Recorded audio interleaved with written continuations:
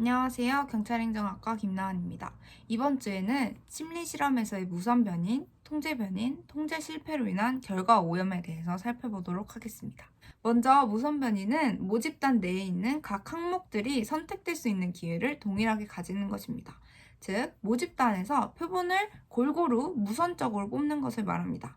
이 무선화라는 것을 통해서 실험 결과를 모집단 전체에 일반화하는 것이 가능해집니다. 그리고 통제 변이는 조작 변인을 제외한 나머지 독립 변인들로 값을 변화시키지 않고 유지시키는 변인입니다. 조작 변인 이외의 다른 변인이 실험에 영향을 미친다면 그 실험 결과가 오직 이 조작 변인에 의한 결과라고 확정할 수 없기 때문에 이 변인 통제가 잘 돼야지 실험 목적에 부합한 결론을 이끌어낼 수 있습니다.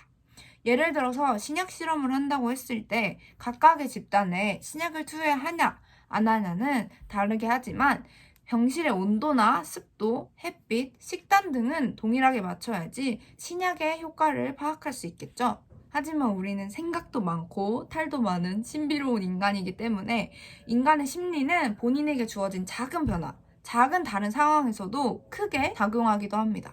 신약 실험하면 이 현상이 익히 떠오르셨을 것 같은데요. 바로 플라시보 효과입니다. 환자들은 때때로 자기들이 신약을 먹고 있다고 생각할 때 병이 호전되기도 하는 현상이 일어난다고 합니다. 그리고 실험자들도 이와 유사하게 결과를 미리 판단하는 경향을 갖는다고 하는데요.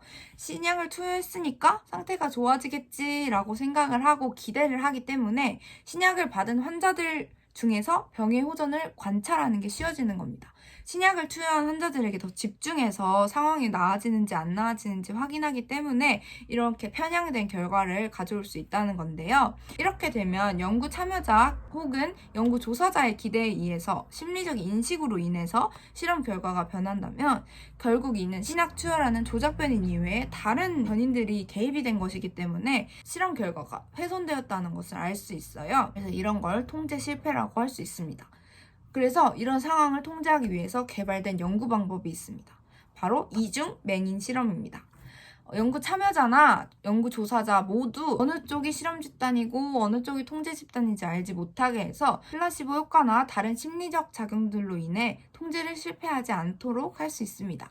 이 이중 맹인 실험의 한 예가 아네트 졸린과 동료들에 의해 실시된 가정폭력 대책단 연구인데요. 연구자들은 피해자들에게 게이 프로그램을 실시해서 가해를 줄이는데 효과가 있는지 확인하려고 합니다.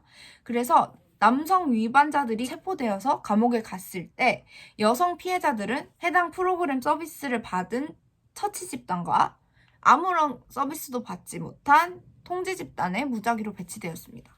연구 책임자들은 어떤 피해자가 추가 서비스를 받고 어떤 피해자들이 받지 않았는지 알지 못했어요. 그와 유사하게 피해자들도 자신이 처치 집단인지 통제 집단인지 어디에 속해 있는지 알지 못하게 하였어요. 그러므로 이 이중 맹인 실험은 피해자의 기대 혹은 연구 조사자의 기대에 의해서 훼손되지 않은 상태에서 가정폭력 서비스의 효과를 검증할 수 있는 것이죠. 네, 이렇게 오늘은 심리실험에서의 무선변인, 통제변인, 그리고 통제 실패로 인한 결과 오염을 가정폭력 대책단의 연구를 바탕으로 살펴보았습니다. 이상으로 발표를 마치겠습니다. 감사합니다.